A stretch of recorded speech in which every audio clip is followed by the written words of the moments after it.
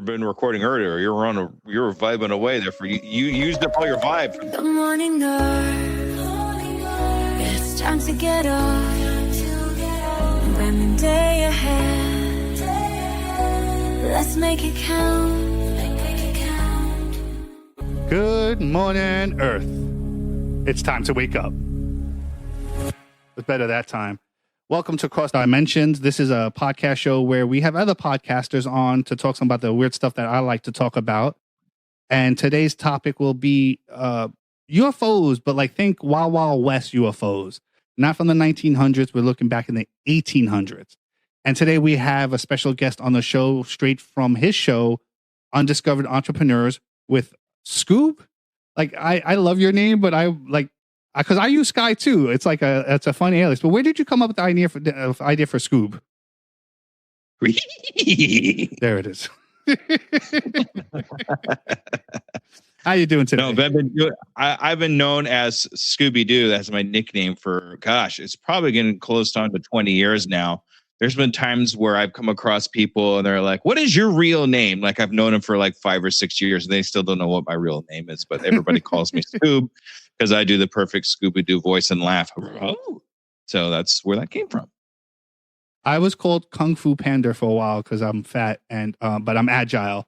Also Neo. I can actually lean even because I'm a big guy. I'm around 250. I've been as much as 350. And even in 300 pounds, I was able to like lean backwards like in the Matrix. One time somebody we were playing hacky sack and they kicked it at me and I did the Matrix move. And no lie, I saw the hacky sack come over the horizon of my stomach and just go over my head. So what is your podcast on, just in case people like you and they want to find you out? What do you do over there on yours? Yes, please like me. Okay, so I interview brand new entrepreneurs that are just getting started in their entrepreneur adventure, and we get their stories, their accomplishments, and their struggles and goals, and then we follow up with them 6 months later to see if they've accomplished those goals. So anybody that's wanting to start a business or even thinking about starting a new business, they have somebody they can go to that's going to take them seriously right up front and help them along and kind of be their guide in their entrepreneur adventure. And the main thing we do is we go over the 4 hurdles of stop, which is imposter syndrome, perfectionism, failure, and fear, and get over the hurdles of stop. That's what I call those, is the hurdles of stop to get you across the start line in your entrepreneur adventure. I really think if you put your mind to it and you put the work into it, nothing can stop you. Has anyone made it to Shark Tank yet? No, but I have somebody actually that I'm trying to get to that has been on Shark Tank. And I got my fingers crossed on that one. So because what I'm really trying to do, one of the goals I have for the podcast is actually to get with Shark Tank and interview their winners and then follow up with later after that. Kind of the same idea, but with a little bit higher on. So I got that in the works. I'm trying to get a hold of the right people right now for that. I actually have the email to one of the sharks and got my fingers crossed on that one. All right. That's awesome. All right. We're going to go right into this. So I'm going to hit that little button. Let's make it count. Make it count.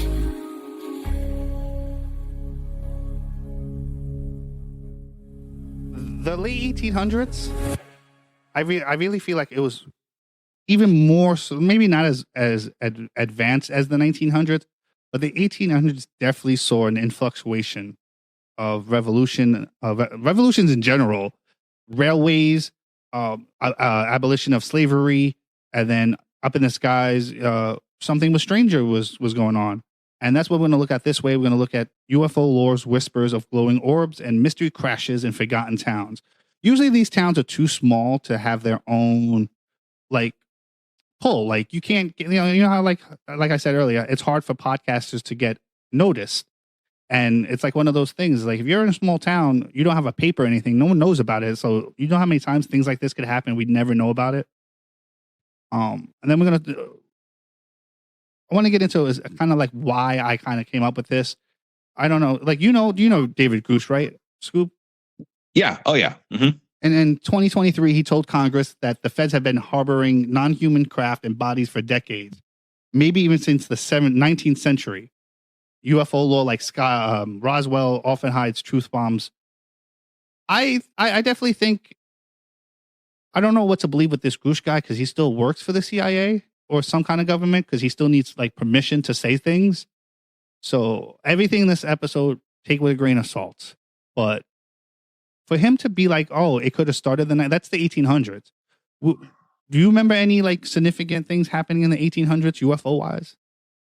A lot of my knowledge for UFOs and sightings and things like that are actually closer to the 1900s. And I think that's why I wanted to get on here with you, is to kind of educate myself a little further back than where I'm at right now. Because like the Roswell thing, I remember the Roswell thing. I'm old, I'm sorry.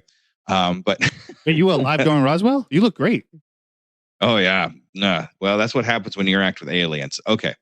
So makes sense. They did live longer back in the day. But mainly I wanted to get on here and talk with you about the 1800s because I would really like to kind of expand my knowledge of aliens and sightings from back then, because it didn't just start in the 1900s. There's been sightings for aliens for thousands of years. Yeah. Even back in the 1500s, there was a story that a German town saw basically a Star Wars fight in the sky. Things that looked like crosses and circles and cigars were like shooting and like running through the sky, and it happened for hours and then it just stopped. It's a really interesting story, but like you said, this goes back. I'm one of those people that start to think that aliens at least ran into us at some point. If they're here now, they're there before. But I like the 1800s because that's where like America really became America. And what if America became what it is now in the 1800s, where this kind of like secrecy of going on? This first story is from Maryland. This one hasn't been certified or verified by anybody. It's just a UFO lore. But like I say, Roswell was a UFO lore. And now it's true. So not everything is going to be real, but we gotta at least listen to the story and judge for ourselves, right? Makes perfect sense to me. All right, so this one, I don't know. This one's kind of weird because this gives me MIB, Men in Black vibes way much. This happened in 1865 in Trapp, Maryland. So apparently a farmer allegedly saw a glowing orb crash. It actually scorched his field and spit out like these metal shards everywhere. And the metal shards, I think, were described as like that aluminum foil type of thing where it's like stays shaped, but it's really strong, but you can fold it up. Have you heard of those things? That's usually pretty common. I've heard of it, yeah. So after that, there was a local pamphlet. Now, I'm assuming when they say pamphlet in this concept, it's kind of like one of those town, what's going on this week.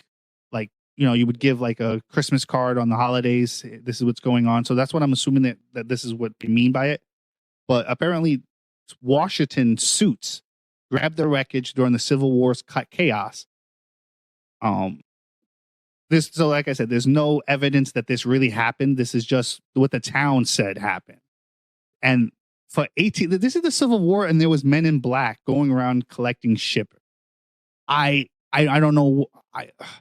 This one I feel like I can't believe, but it seems too on the nose. Do you know what I mean?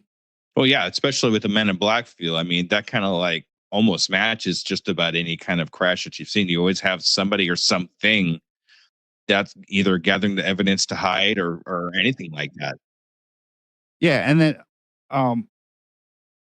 that first collecting evidence. So, I said before with the show, and I'm bringing it up again, Roswell was considered the first crash of what we got technology from.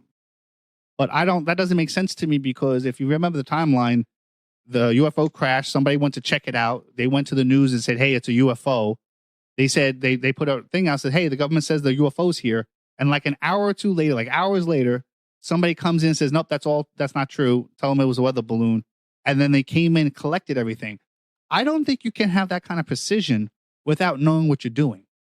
Well, there's got to be some way to know that stuff ahead of time if it's done so quickly, especially back then in the 1800s. Everything's going to be slow. There's no internet. There's no phones. Everything is, beep, beep, beep, beep, beep, that kind of thing. Or yeah, and then if you're doing secret stuff, people are going to hear that stuff. Like I said, this is definitely UFO lore, and it feels too on the nose, but it definitely kind of sneaks up on that government fingerprint coming in, taking it. The source I have cited is texashillcountry.com. They don't have any sources, but like I said, this is just one of those things that local towns talk about. I think this is too on the nose because of the Men in Black Washington suits, but maybe that was because they kept doing the same things, and that's why we know that to be normal, because all the, back in the time, they didn't change it. It's like, this works. No one's talking about it. No one's talking about it. Now everyone's talking about it. It's like, that's why you don't see Men in Black as much anymore, because they changed their outfit. You know what I mean? Yeah, no, it makes sense because of the timeline. There's updates and technologies and things like that. There's more capability of being able to be unseen, to be able to do the collecting or anything like that. Yeah, so, I mean, like in the 1800s, everybody's going to see it because, we don't have a way to really hide it except for just deny the whole thing. I mean, that's one way to do it. But as time goes on, technologies get a little bit better. You start seeing less and less of these people and hiding these things because it's not, it's happening, but there's less of us actually seeing it. Yeah. Let's make it count. Make it count.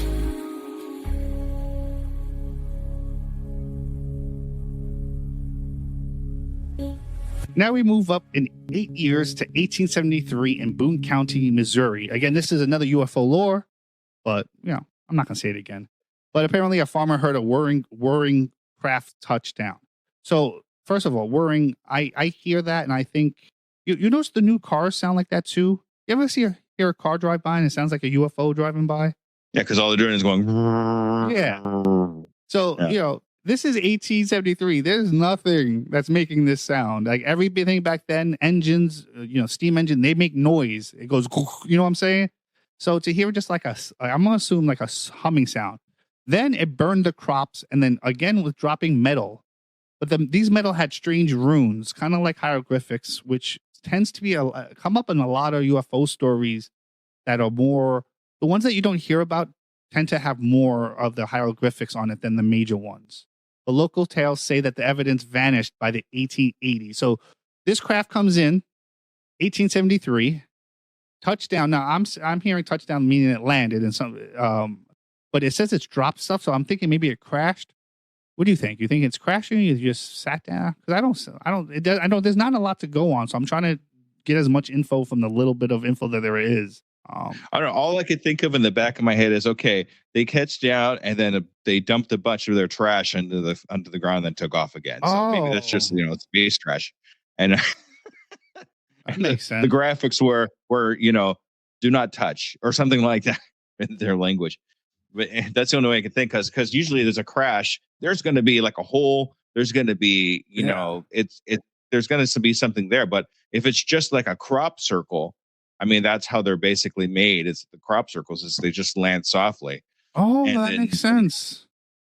So I didn't put that together. Yeah. Because they said with scorching fields, which, would make, I guess, and they don't say anything about, but like, I did look into crop circles before. They've been going on for hundreds, if not thousands of years. People have been complaining that they see these weird designs in their fields. This one is like one of those two where it's kind of weird because this happened in 1873, but in the 1880s, they just said that they just started disappearing. Like, no, they don't actually even know how it disappeared. Like in the middle of the night, someone came in, like robbed them type shit, but didn't take anything but the alien craft. So that again sounds like somebody who knows what they're doing, someone who knows what they're looking for, and maybe even have some kind of way of detecting it so they can just get right to it. Yeah, once again, it's just how do you do it so quickly? Even over a couple of years, how do you move or even learn about that craft, let alone how to dismantle it or anything for that matter to be able to take it away? How big was the thing? Yeah, and that's a good point too, because there's no way, like, I guess it would be riders given, like you said, Morse code, but if you're doing Morse code, you don't want somebody to hear you, so they're more likely to send notes. So if they kind of like just scour the country, maybe kind of listening for stories, is the only way I could think of they're doing it. But like for you to even find them in the 1880s, it's not like it just happened. This happened a decade earlier. It just seems very weird. And like they're like, how do they know?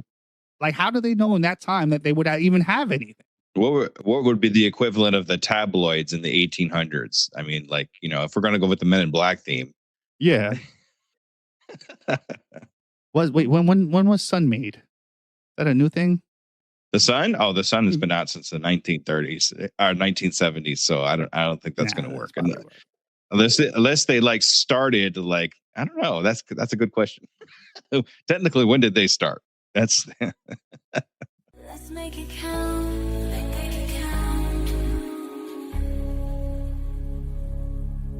1878. This is Denison, Texas.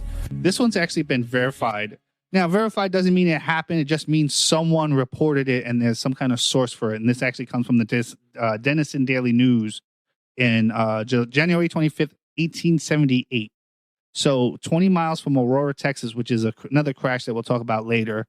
The Daily News reported a farmer spotting a dark object hovering saucer-like over his field, glinting in the sun. There was no crash, no feds, but a legit sighting. Like someone, like it was good enough. Someone went to the paper, and the paper was like, "Yeah, let me run that." Now let's remember, 1800s. They did over centralize a lot of their stories, so people would buy the story because nobody wants a basic story. Oh, someone fell out on the road. No, he was thrown down the road and he got ran over by a car. Anything to make, you know what I'm saying?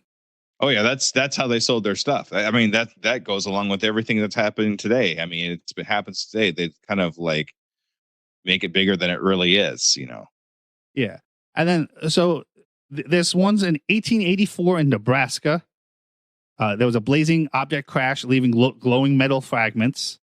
They claim men in suits scooped it up fast. Another Men in Black one. What is this? 1884. Men in suits scooped it up. And this is actually sourced in the 14 Times from 1998 that was referenced from another book and also Geek Slop. But I don't like that. It's the 1880s. And now I'm thinking of like that. What was that movie with Will Smith? That was Men in Black. No, the one with the Wild Wild West. Oh, okay. Like that's what I'm seeing. Like I'm thinking, like I'm seeing like Wild Wild West now as like they had like a robotic spider. Like now I'm starting to believe that could have happened because I mean these aren't like, and it's funny because it's not like they're just like once in a while someone's seen something, and then people can say, oh, at this time too there was a lot of what are those called? Those blimps. And it's not even just America. In 1886 in Venezuela, miners reported a vessel smashing into a cliff with more metal and weird subscriptions thrown all over the place. It actually made like a cassette in the area, but no, it couldn't be found anymore. Then we got 1893, Lake Michigan. Another fiery object plunged into the lake, leaving silvery shards on the shore.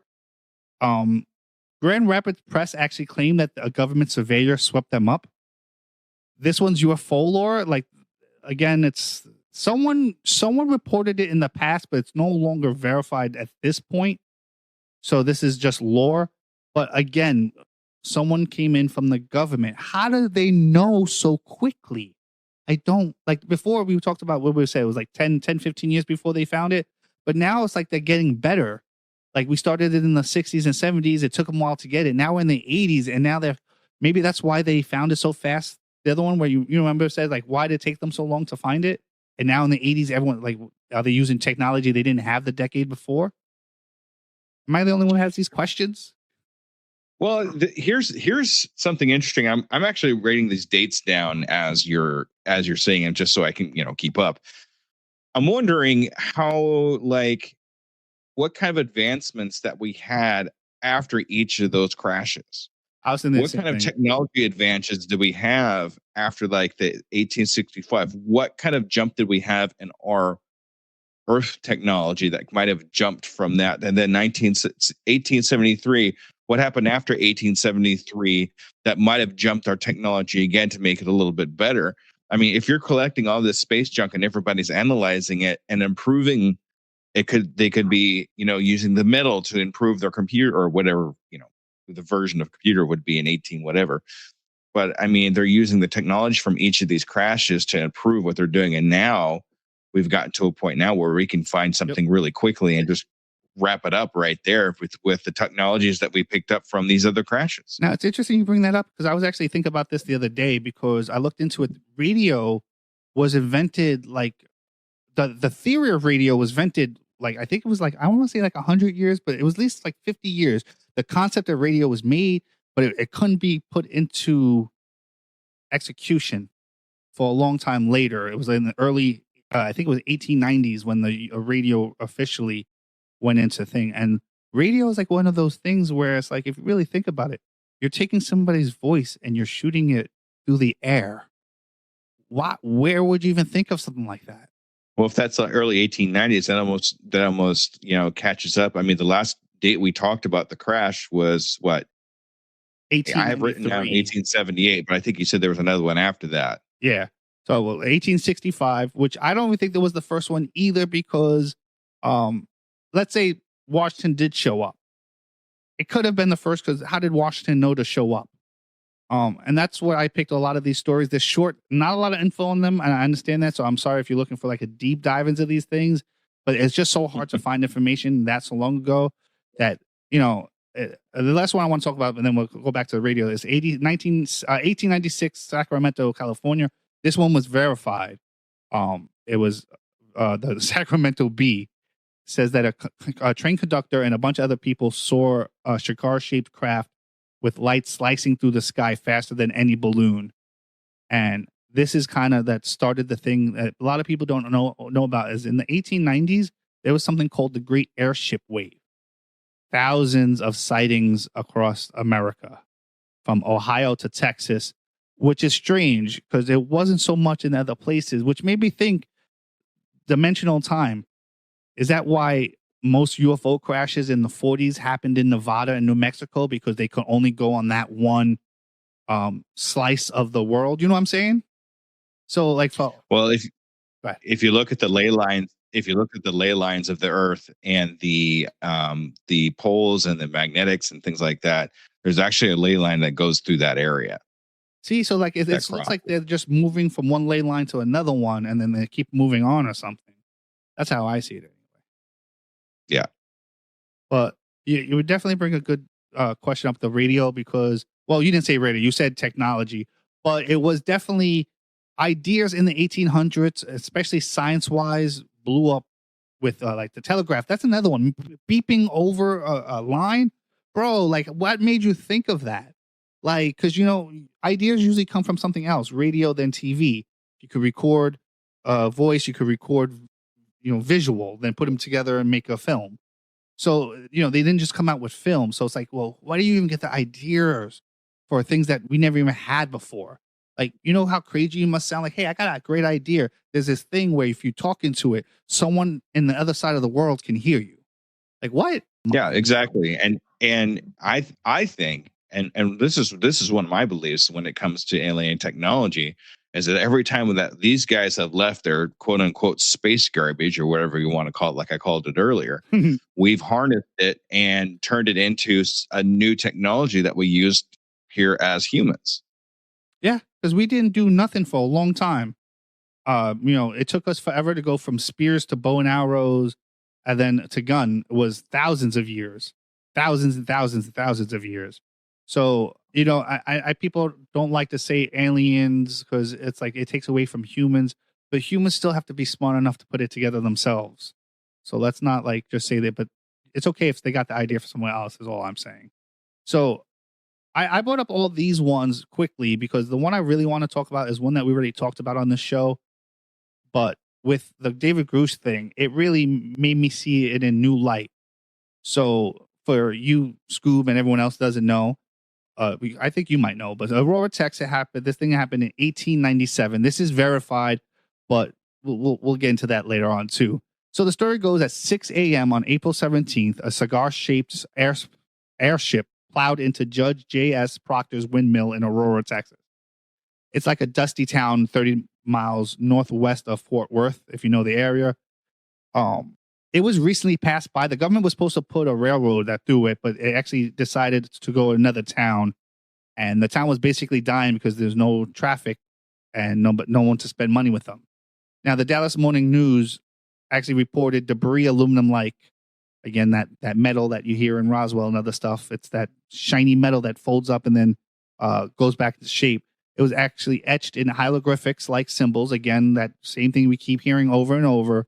And a small non-human body dubbed Martian by alleged Army Signal Service officer J.T.J. Weems from Fort Worth in a wreckage clutching papers covered in unreadable symbols.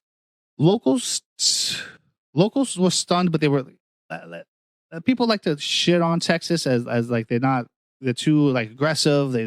But this small town buried this body, and they actually named him Ned. I don't know if you ever heard that. They actually named the body Ned and gave him Christian rites and buried him with a marker that had weird like symbols and stuff on it. And they took the debris from the thing and just dumped it in the well and sealed it after their water started tasting funny, and people actually started to get like sores and stuff on their hands, which some think people liken to radioactive poisoning. Someone who kept pieces actually said that it was lighter than tin, yet it was strong as steel. You've heard this story. What do you think about this story? I have not heard this story, to be honest with you, but so far it's made sense. It hits all the same things: the aluminum foil like metal, the hieroglyphics, and some kind of government interference. I just can't believe they actually buried him. They buried him and gave him like a whole, and I think that's a beautiful sentiment. And I think it's one of the best things that you can say for like, oh, we're worried how the world's going to take it. This small town, deeply religious, believes in God. He created everything on earth, but they see this creature from another plane, dimension, planet, and felt bad and, buried him with respect instead of, burning him or something. That's how the government, I think, at least makes it seem like how we're going to react. How do you think we would react if this story was actually true? If this story, like if it were to happen today, or like if we were to understand that this is an actual true story? Both. So if it happened today, we would be in a complete panic. No burial. We wouldn't be burying anything. We'd be running from it, or like I'm sure we would meet it with a lot of aggression, and and that kind of thing. And I think that's why, thinking back to the 1800s and the time of where it's at, that was a whole different time. It was a whole different mindset for the earth in general. Yep. And we were bitter. I think we were just kind of nicer people at that particular point. We weren't corrupted so much. At that point too, we didn't know how the dinosaurs died either. If you said asteroid, they would have laughed at you. Yeah, exactly. So a lot of things were definitely. So I said more about the Aurora, Texas, because there's actually evidence for and against it. So I want to go, and even I'm a conspiracy theorist, so I will admit even my information that is against it, I still believe there's an explanation to it, and that it will make sense. But in 1973, MUFON? MUFON does not ring a bell, but go ahead. It's the Mutual UFO Network. It's an organization of UFO enthusiasts that's been around for a long time now. And they actually went in 1973 and they like grilled the Aurora residents, including descendants of any witnesses and anybody who said that they kept pieces of the crash and debris, and even the burial. How do you say that word? Burial? Burial. Burial? Whatever. That thing. So they really went in on these people, and they found that a lot of the people gave the same stories, the same things. They also, like the other stories said, though, the pieces of the wreckage they had went missing, which is convenient, I know. But it's also like, if you're trying to make someone look crazy, you take all the evidence away. They even try to exhume the body, because if you remember, I said that the Ned was his name. They buried him, and they try to get them to open up the crate so they can see it.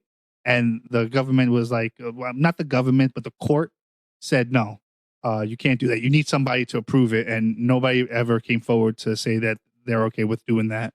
But how do you explain so many people? And like, why would these people lie? Like, this is like one of those things, like, why would they even lie about stuff like this for so long? Like, it's, people said that when this first happened, they said they're looking for money. Their town was skipped. So they're looking for people to come in, like, Roswell. Well, that never happened for them. their town actually wound up dying pretty good. Like it went from hundreds, thousands of people to under 100. I think it was at recent count. So it wasn't money, it wasn't fame, it wasn't fortune, and even all this time you have people coming at you saying, you know, you're a bunch of liars. You can't do this and this. The next evidence I actually have though is against it. And it comes from a 1979 interview with Time magazine, who interviewed a woman named Etta Perguis. She was 10 in 1987 and told Time magazine that the reporter Hayden, and that's what the story was that was told back in the day. Hayden, who wrote the story, made the whole thing up. And she's now saying that that's true, that he fabricated the entire story to revive Aurora's dying economy. My issue with this is that in 1979, I would say a good 8 years after the UFO trend started picking up again, and the Aurora story started to pick up power in the 70s. So while this is proof that it didn't happen, I'm calling bullshit. I think you have to look at Time magazine. Time magazine is not against holding major stories and hoarding things. Like there's a Bruta film of the JFK stuff. Did you know about that? No. So this is not a conspiracy theory. This isn't a lie. This isn't, to make them look bad. Time had the film the whole time, and they paid for it to keep it separated and not shown. And it was Geraldo Rivera who finally got it to be played because the original persons had a copy or whatever. I don't even know how he got it. So Time is known for withholding information. Even now, I think if the government would say, hey, don't say this and this, I think Time would be like, sure, no problem. We won't talk about it. So my other issue with this is, how did Time even find this woman? It's 1890s and it's a little town that wound up basically dying. How did you find somebody to come and say, yeah, it's not true? Well, it sounds like they needed to have somebody to debunk it. And it was, I mean, it's almost kind of believable to have an old lady who lived long enough to get the information, down from their mother's, nephew's, cousin's, former roommate or whatever, passed down to them. I mean, age-wise, it's fine. So something must have came up where the information from that crash site resurfaced again. And they had to find a way to bury it one more time. So they find an older woman, quote unquote, older woman who, lived at that particular time to debunk it. I'm glad you see it that way, because that's how it sounds like. Because again, when I said earlier, it's hard to get podcasts in this day and age with so much interaction to get even like 100 people to listen to an episode. But you're telling me 50 years ago, you found some old lady in the middle of nowhere to say the exact thing that you want to say? To me, that just seems a little too... This is one of those stories where there's so many little things, and I feel like little things can be like, you know what, that's not part of the story, so the rest of it's not. But when you have multiple little things matching up through multiple decades, through multiple stories, all the same things, the metal showing up with writing that they couldn't decipher, the metal at all, the crashes, and all these other things, but we're just supposed to not think anything's going on. I just don't understand them. I would be interested in, I mean, from what you told me, they took those metal shavings and threw them into a well, their drinking water, basically. Yeah. I wonder if they did that, would there still be traces of toxicity even today in there? I mean, you would think something like that would last a really long time. So here's where the evidence kind of breakdowns a little bit, because they went and did a survey on the well, and it was built post 1940s, according to the experts, which would be a full 40 years after the incident happened. So this could either be, it may have 1940s structure, but it was maybe a rebuilt 1890s well that was already there. Because they see the 1940s, they just don't want to believe, well, that's the evidence I need to see. I don't even have to check anything else out now, because this is not even the right, well, this can't be it. Well, why would I go through a pyramid if it's not the right pyramid? You know what I'm saying? Yeah, that makes sense. I'm glad it makes sense to you, because I was reading these things, and this is why, like, if you hear me confused this episode, it's because I really am just confused. Well, it's really hard to decipher something that's so old. I mean, and we have to put it in to present perspective because of, that's how we've lived. That's how our mind is set. I was born in 1975. So, I mean, my mind is set for 70s on. So if anything back there, I really have to think hard, like, how can I associate myself with the 1800s and think back to that time? It could be confusing. Yeah. Yeah. And then you can't trust, like, she was 10. And then it's basically she's like 90. So you're telling me like she would even remember. And then let's remember too, like maybe she came from somebody who didn't like the idea of the story and didn't want to be anything with it because like she got made fun of by out of town. There could be a million reasons why somebody would teach their kids that it didn't happen. So maybe she was just one of those kids that because the same people are talking to all her, her family members and other neighbors, and they're all saying it's true. I don't know. It makes my brain hurt. Yeah. Well, I mean, we're also trusting the word of somebody that's so old. How I barely have a good memory and I'm 50. How am I supposed to be, have a good memory and be able to remember that kind of stuff when I'm 90? Yeah. And then, so, with all this talk about all the stuff that hopefully you can see where, cause I definitely have like, I have ADHD, so I'm all over the place a lot of times. So that's why another reason why I like to talk to people is because they keep me focused on things. So I appreciate that with you for Skoob, because this one, I don't know. This one makes me feel like we're really being lied to. And I don't like that. Like, it's like, like me and my girlfriend, we're not traditional. Me and my co-host Blue, we're not traditional, but we keep honesty. I'd rather know the truth and deal with it than worry that I've been living a lie for 10 years. Mm-hmm, mm-hmm. And it's like, so you're still confused. Yeah. So I want to go over the evidence real quick why I think this is probably real. Daily News source. It's rock solid. Happened 2 days after the crash. Had all the points that the townspeople were saying. So if he made it up, he had to tell the whole town to make it up.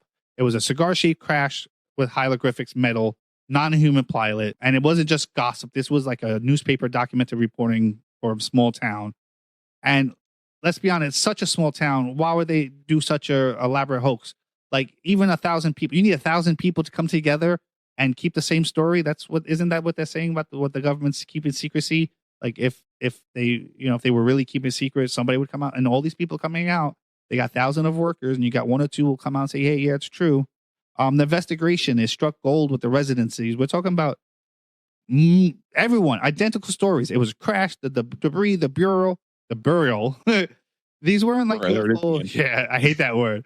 These weren't like UFO fanatics either. These were farmers, townspeople. These were people who endured decades of ridicule. There was no tourist boom. There was no financial gain. If this was a hoax, it backfired in the worst possible way. So why even keep maintaining it even 76 years and plus after the event? I think. Well, yeah. the townspeople didn't have any financial gain from it, but where was I going with that? See, it's happening to me too. Gosh darn it. Did you smoke too? But I mean, if the government's going to cover it up, they're going to have to do it this way.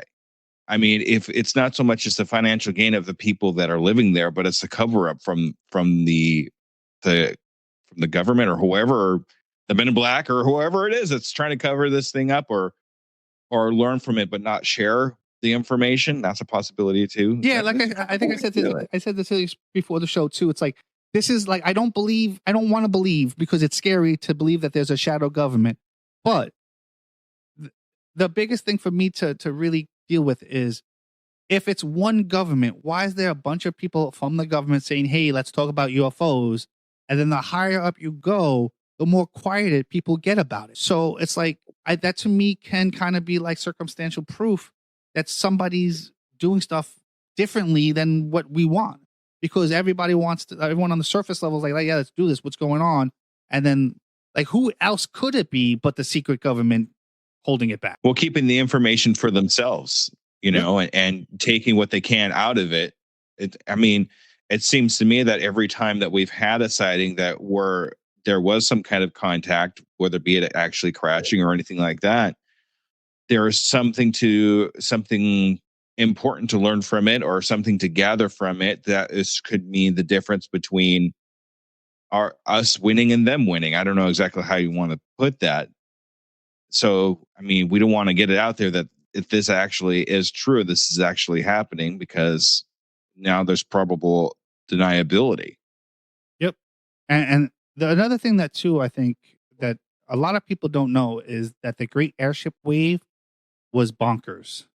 From 1896 to 1897, we're talking thousands of witnessed advanced craft easily. And then people say, again, with the balloons and blimps, there was only so many. You can't have thousands of witnessed aircraft. And a lot of these reports said that they were going way too fast. You see the blimp, you know how fast a blimp goes. If a blimp is going the speed of even an airplane, there is something wrong. That's just way too fast for a blimp to be going. Even nowadays. Yeah. Yeah, you see the good humor. What is it? Good. What is the Goodyear? Goodyear blimp. Yeah.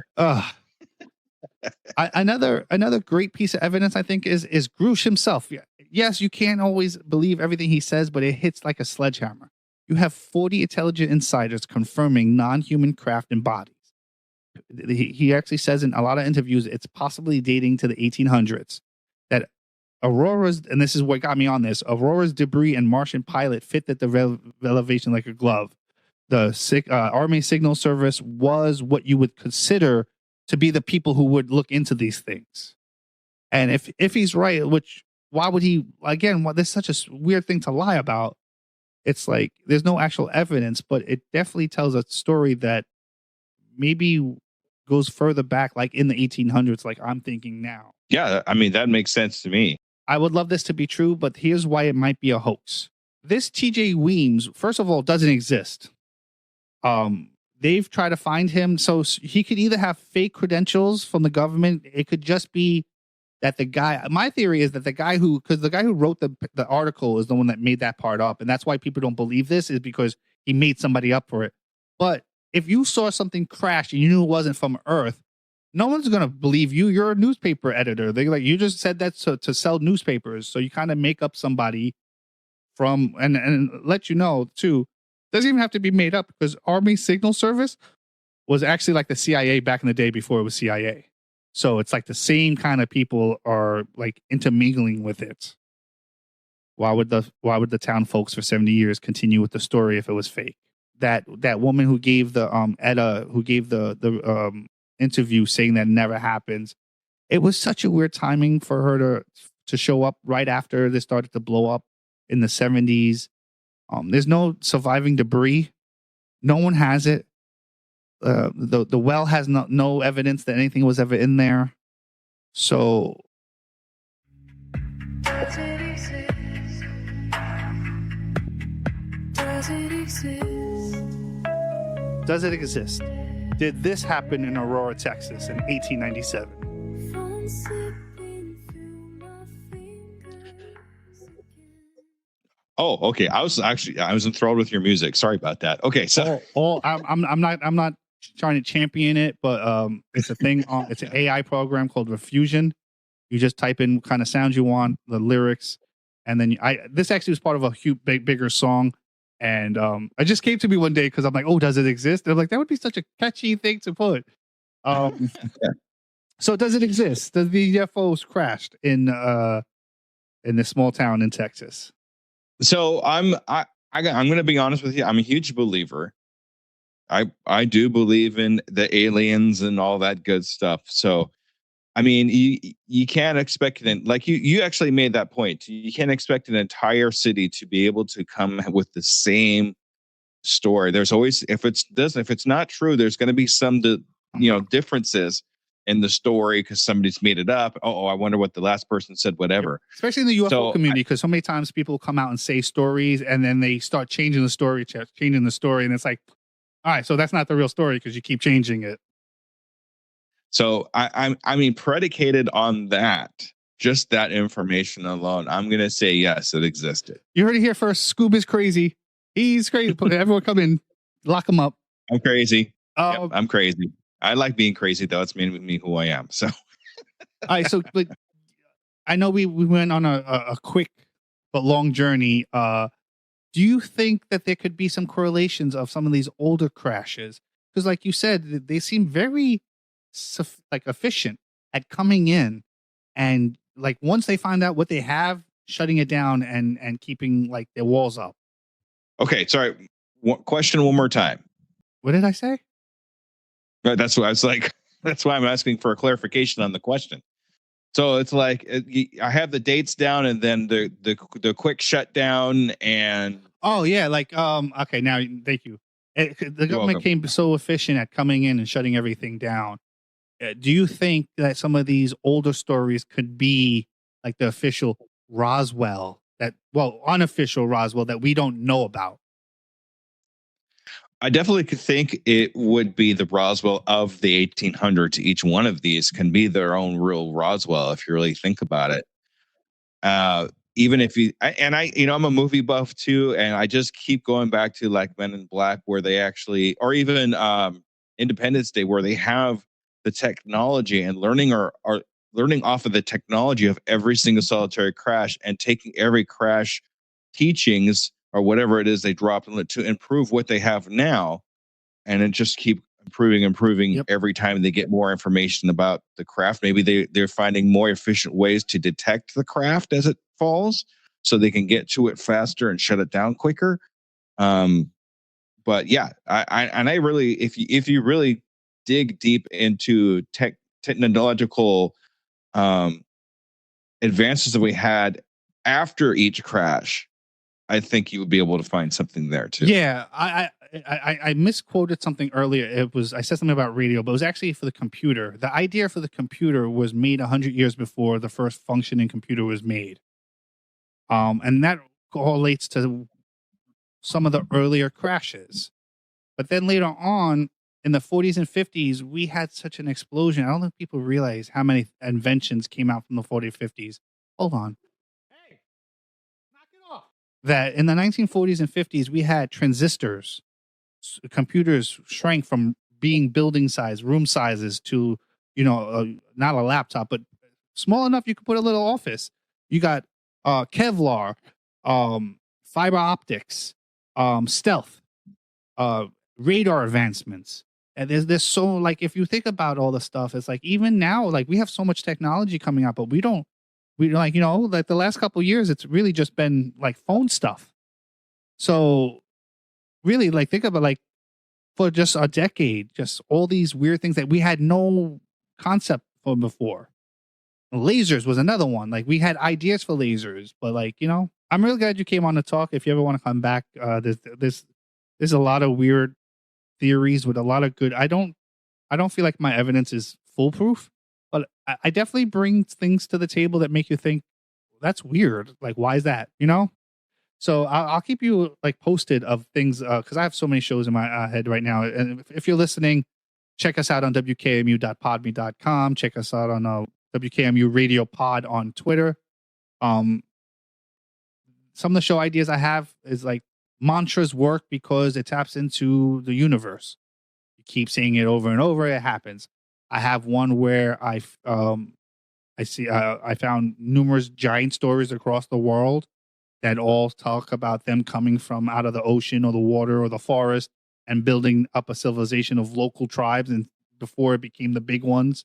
A lot of ancient civilization stuff, ancient alien stuff like that, if you're interested in that. And it's not just because I know some people say ancient aliens is racist because it takes away from a collection of people. Ancient aliens takes away all of our compliments. We're talking about the ones that are in Native Americans. We got the Scotlands and the what is those called? Those things that are standing in England. What is that called?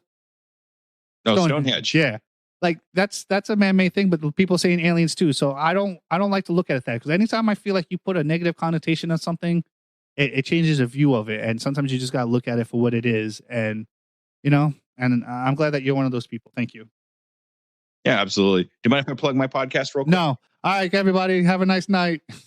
Go ahead. Okay. Oh, come on. No, okay. So if you want to hear more about me and what I do,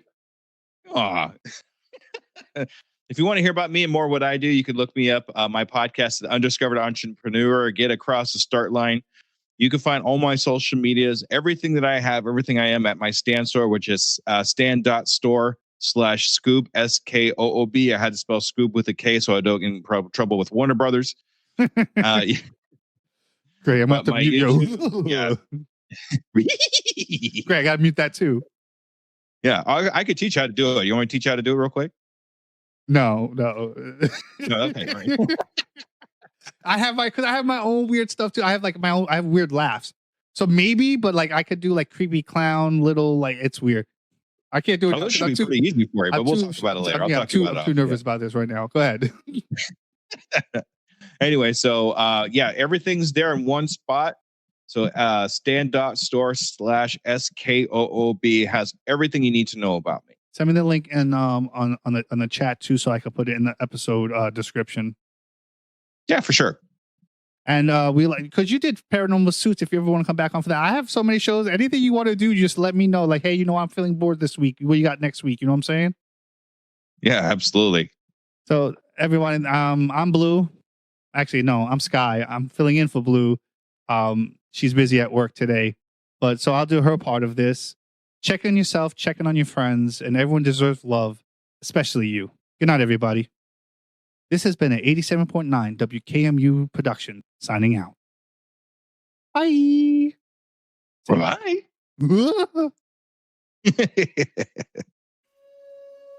Morning Earth, it's time to get up. Bright day ahead, let's make it count.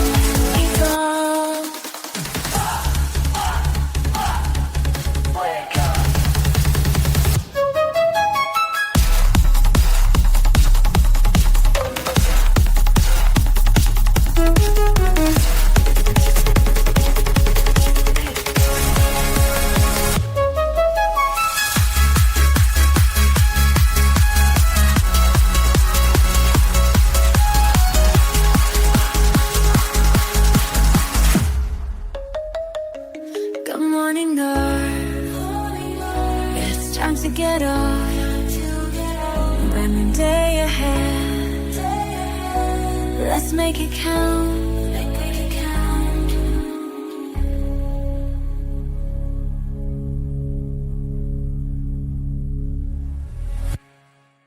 This concludes our broadcast day. Good night, and God bless America.